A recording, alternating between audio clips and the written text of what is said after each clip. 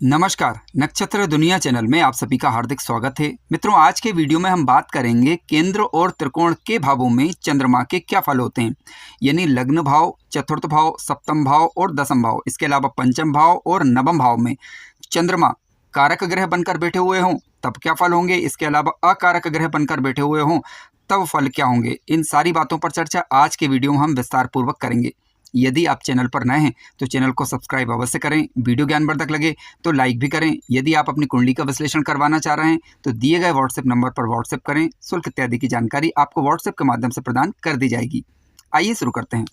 मित्रों, चंद्रमा के अलग अलग भावों में क्या फल होंगे इन पर अभी हम विचार करेंगे, लेकिन चंद्रमा को थोड़ा जान लेते हैं ताकि जब हम फलों पर चर्चा करें तो आसानी हो। देखिए, चंद्रमा व्यक्ति के मन के विचारों का कारक है। यदि चंद्रमा कुंडली में कारक ग्रह बनकर उच्च या मित्र क्षेत्रीय होकर या स्वराशि का होकर किसी शुभ ग्रह के साथ शुभ भावों के अंदर बैठता है और अशुभ प्रभाव से मुक्त हो तो जातक के मन में सकारात्मक कल्पनाएं जन्म लेती हैं, सकारात्मक विचार जन्म लेते हैं। चंद्रमा का कुंडली में अच्छा होना इस बात की भी सूचना देता है कि जातक के अपने माता के साथ अच्छे संबंध रहेंगे, घर परिवार में सुख शांति बनी रहेगी, क्योंकि मन में यदि शांति है तो सीधी सी बात है कि घर में शांति बनी रहती है। हालांकि इसके लिए चतुर्थ भाव और चतुर्थी को अवश्य देखें। मन का कारक ग्रह होने के साथ साथ चंद्रमा रोज की घटनाओं का विचार जब करना हो तो उसके लिए भी चंद्रमा की स्थिति देखी जाती है। ठीक है, इसके अलावा किसी भी प्रकार की मानसिक समस्या हो तो उसके लिए आप कुंडली में चंद्रमा पर पड़ने वाले ग्रहों का प्रभाव देखें। स्मरण शक्ति का विचार करना हो और यदि पंचम भाव और पंचमेश भी मजबूत हो तो जातक की याददाश्त शक्ति, स्मरण क्षमता अच्छी रहती है, कल्पना शक्ति अच्छी रहती है। इसके अलावा चंद्रमा सौम्यता का कारक ग्रह भी है, यानी जातक का व्यवहार सौम्य रहेगा यदि लग्न में या फिर पंचम भाव से चंद्रमा का संबंध बन रहा है और चंद्रमा पीड़ित ना हो और अंश बल में मजबूत हो। इसके अलावा चंद्रमा यदि कुंडली में व्यापार भाव के कारक बनते हैं या दसम भाव के कारक ग्रह बनते हैं, कुंडली में कारक ग्रह बनकर बैठते हैं तो सफ़ेद वस्तुओं का व्यापार जातक कर पाता है, जैसे कि डेयरी उद्योग इत्यादि। ठीक है, हालांकि इसके लिए कुंडली विश्लेषण जरूरी है क्योंकि समस्त ग्रहों का प्रभाव देखना होता है। अब पहले हम ये जान लेते हैं कि चंद्रमा किन लग्नों में कारक होते हैं और किन लग्नों में नहीं, क्योंकि तभी हम ये तय कर पाएंगे कि ये चंद्रमा सुफलदायी होंगे हमारे लिए या नहीं। देखिए, चंद्रमा मेष लग्न, वृश्चिक लग्न, कर्क लग्न, ठीक है, और सिंह लग्न। हालांकि सिंह लग्न में ये 12 भाव के कारक होते हैं तो सिंह लग्न को मैं छोड़ना चाहूँगा।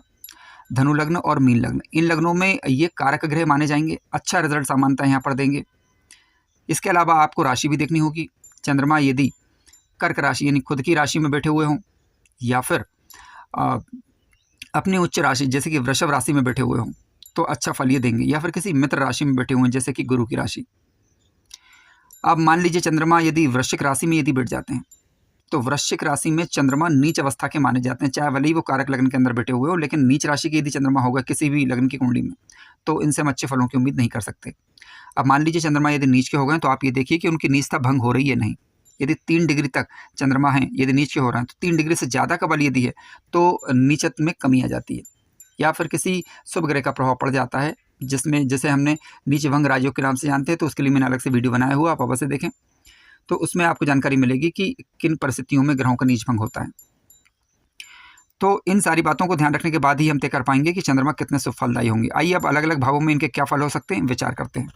मित्रों, चंद्रमा यदि कुंडली के लग्न भाव में ही बैठ जाते हैं, कारक ग्रह बनकर यदि बैठते हैं और स्वक्षेत्री, मित्र क्षेत्री या उच्च राशि के होकर, तो जातक, और ध्यान रखें किसी शुभ ग्रह के साथ होना चाहिए, अन्यथा जातक का जो स्वभाव रहेगा वो इमोशनल किस्म का रहेगा, लेकिन शुभ ग्रह के साथ यदि होंगे तो उसमें नियंत्रण होता है। जातक चंचल किस्म का भी रह सकता है क्योंकि चंद्रमा जब यदि लग्न में बैठेंगे तो कहीं ना कहीं चंचलता का गुण जातक के अंदर पाया जा सकता है। ठीक है, सुंदर मुखाकृति होगी, घूमने फिरने का शौकीन ऐसे जातक होते हैं। रहम दिल होगा जातक, दूसरों पर दया करने वाला, उदार प्रवृत्ति का पाया जाता है। हालांकि चतुर और होशियार होगा यदि शुभ ग्रह के साथ है तो। जातक लंबा जीवन जीने वाला होगा, हालांकि इसके लिए आपको अष्टम भाव और अष्टमेश की स्थिति और शनि ग्रह की स्थिति, इसके अलावा अष्टम भाव पर पड़ने वाले ग्रहों का दृष्टि प्रभाव भी देखना चाहिए। जातक सुखी होगा, गायन इत्यादि के क्षेत्र में या किसी के प्रकार की कला जातक के अंदर हो सकती है। अब ये सारी बातें तभी होंगी कि जब कुंडली में चंद्रमा कारक ग्रह हों। अब मान लीजिए कि चंद्रमा कुंडली में अकारक बन जाए या फिर नीच राशि या शत्रु राशि के होकर बैठ जाएं या अशुभ ग्रहों के प्रभाव में जैसे राहु की दृष्टि इत्यादि पड़ जाए, ठीक है, या शनि ग्रह की दृष्टि पड़ जाए, विशेष रूप से नीच दृष्टि या फिर शत्रु दृष्टि, तो फिर ऐसी परिस्थिति में थोड़े से अलग रिजल्ट हो सकते हैं। जातक भयभीत किस्म का हो सकता है, डरा हुआ अपने आप को महसूस कर सकता है, नकारात्मक विचार विशेष रूप से दशा अंतर्दशा के दौरान उसे परेशान कर सकते हैं, तनावग्रस्त यानी किसी न किसी बात पर रह सकता है और कहीं सुनी बातों पर भरोसा करने वाला, विश्वास करने वाला, ठीक है, अफवाहों में विश्वास करने वाला हो सकता है। अस्थिर विचार यानी कुल मिलाकर होंगे, जातक अपनी बुद्धि विवेक से सही निर्णय ना कर पाए, इस प्रकार की सिचुएशन हो सकती है इसलिए क्योंकि ये जरूरी नहीं है, क्योंकि अगर मान लीजिए चंद्रमा पर शुभ ग्रहों का प्रभाव पड़ रहा है तो हमें वह भी देखना होगा। शुभ ग्रहों के प्रभाव में है तो, और मान लीजिए अशुभ ग्रहों के प्रभाव में भी है, तो ऐसी परिस्थिति में मिले जुले परिणाम देखने को मिल सकते हैं।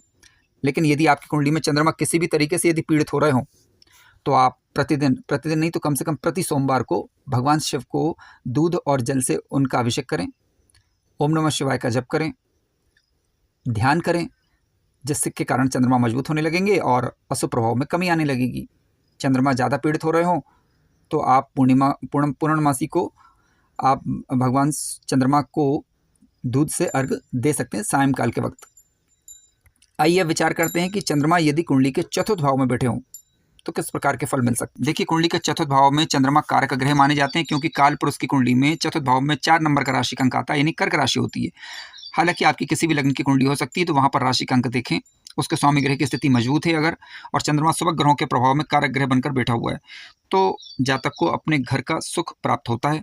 माता के साथ जातक के मधुर संबंध रहेंगे। माता का सुख भी ऐसे जातकों को प्राप्त होता है यदि चंद्रमा चतुर्थ भाव में हो, लेकिन नीच राशि का ना हो, और चतुर्थेश यदि कुंडली के अंदर मजबूत है और चतुर्थ भाव शुभ ग्रहों के प्रभाव में, तो घर का यथेष्ट सुख जातक को प्राप्त होगा। अपनी दशा अंतरदशा के दौरान चंद्रमा जातक को अच्छा सुख प्रदान करेंगे, विशेष रूप से घर से संबंधित। अब कुंडली के चतुर्थ भाव की बात करें तो ये जनता का भाव भी है, तो ऐसे जातक मिलनसार होते हैं। लोग इन्हें शहर से ही पसंद करते हैं क्योंकि इनके अंदर सहनशीलता का गुण पाया जाता है, यदि लग्न भाव और पंचम भाव क्रूर ग्रहों के प्रभाव में ना हो।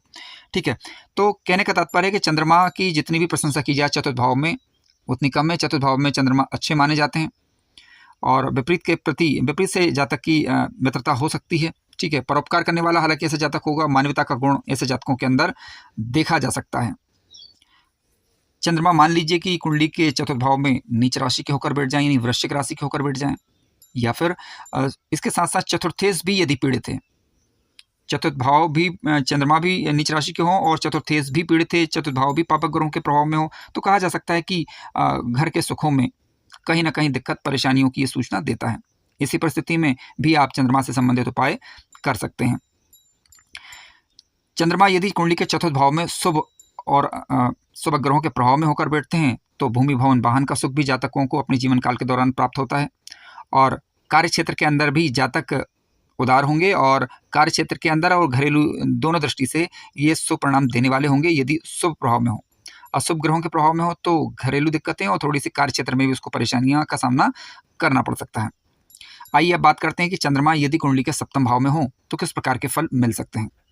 मित्रों, चंद्रमा यदि कुंडली के सप्तम भाव में होते हैं तो जातक घूमने फिरने का शौकीन होगा, लेकिन ध्यान रखें कि स्वक्षेत्री, मित्र क्षेत्री या उच्च राशि के होकर कार्यग्रह बनकर बैठे हुए होने चाहिए और शुभ ग्रहों के प्रभाव में हो। तो जातक घूमने फिरने का शौकीन होगा, यानी कहीं भी घूमना फिरना उसे पसंद रहता है, सुंदर होगा, आकर्षक होगा, लेकिन कंडीशन ये है कि लग्न भाव पर पाप ग्रहों का प्रभाव ना हो, जैसे राहु या शनि का प्रभाव ना हो।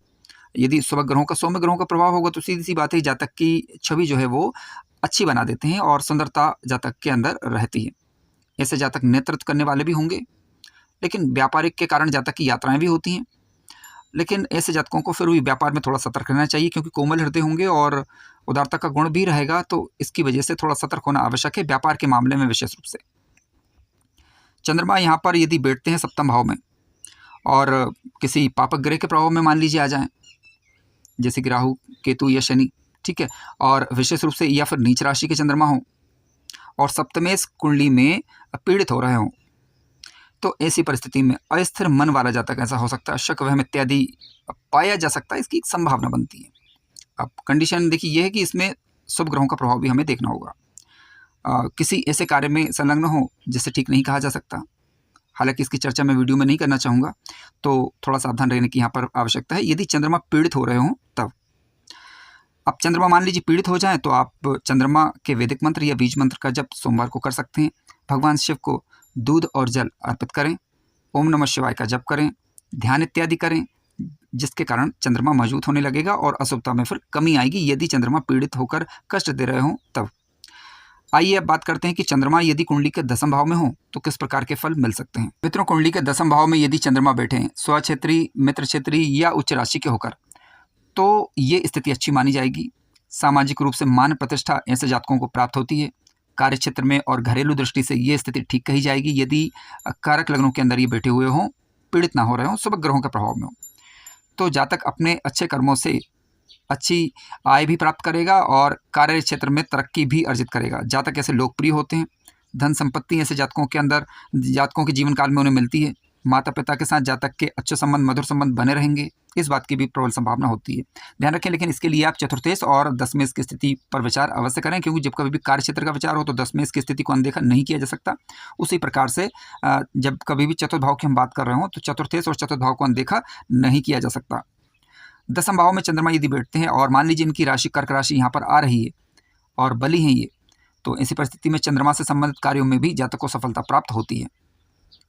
अब मान लीजिए कि चतुर्थ भाव में चंद्रमा पीड़ित हो जाएं, नीच राशि या शत्रु राशि के होकर बैठ जाएं, तो अपने सहकर्मियों के साथ, यानी जिनके साथ वो कार्य कर रहा है उनके साथ मतभेद की स्थिति होना, व्यर्थ का तनाव, चिंता हो सकता है। व्यापार इत्यादि में जातक को नुकसान देखने को मिले, यानी नीच राशि शत्रु राशि के हो रहे हों और अकारक बन रहे हों तब, ठीक है। हालांकि दशमेश की स्थिति अवश्य देख लीजिएगा और लावेश और धनेश पर भी विचार करें। जब कभी भी लाभ हानि की चर्चा चल रही हो तो लावेश और धनेश, इसके साथ साथ गुरु की स्थिति, इनको अवश्य देखें कि इनकी स्थिति कुंडली के अंदर क्या है। पीड़ित हो रहे हों तो व्यापार इत्यादि में उतार चढ़ाव दे सकते हैं।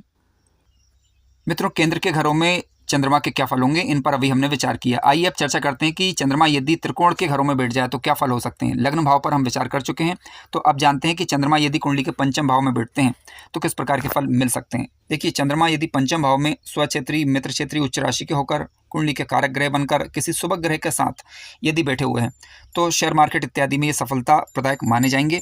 लेकिन इसके लिए जब कभी भी शेयर मार्केट की चर्चा चल रही हो तो लावेश और धनेश की स्थिति देखें, मजबूत होने चाहिए कुंडली में। लग्न लगने से मजबूत हो, 5वें भाव और पंचमेश मजबूत हो, बुध की स्थिति कुंडली में शुभ हो। तो इन बातों को मद्देनजर रखते हुए ही हम ये तय कर पाएंगे कि चंद्रमा इस क्षेत्र में लाभ दे पाएंगे अथवा नहीं, ठीक है। चंद्रमा यदि पंचमेश के मित्र हैं तो जातक के विचारों में एक रूपता होगी और जातक धनी और बुद्धिमान होगा, यानी बुद्धि के दम पर धनार्जन कर पाएगा। लेकिन कल्पनाशीलता का गुण ऐसे जातकों के अंदर फिर भी पाया जाएगा, ठीक है। अपनी कल्पनाशीलता का ये उचित इस्तेमाल कर पाएंगे। मान सम्मान समाज में ऐसे जातकों को प्रायः अच्छा मिल जाया करता है। स्पष्ट वक्ता होंगे, जो कहना होगा बोलेंगे।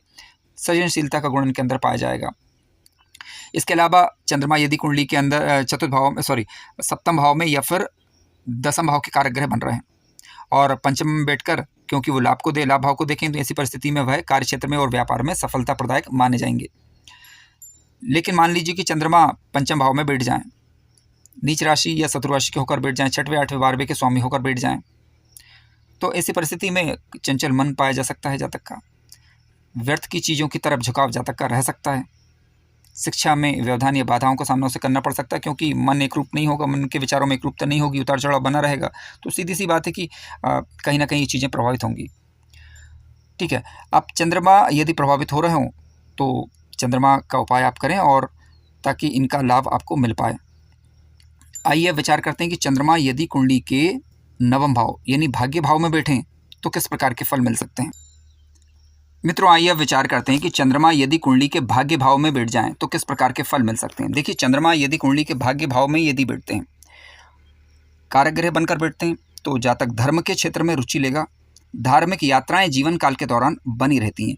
कहीं ना कहीं जातक धार्मिक यात्राएं भी करेगा और अपने पिता की आज्ञा को मानने वाला, पिता का सहयोग करने वाला, पिता का सहयोग पाने वाला ऐसा जातक कहा जाएगा। हालांकि इसके लिए 9वें भाव और नवमेश की स्थिति और 10वें भाव और दशमेश की स्थिति पर अवश्य विचार करें।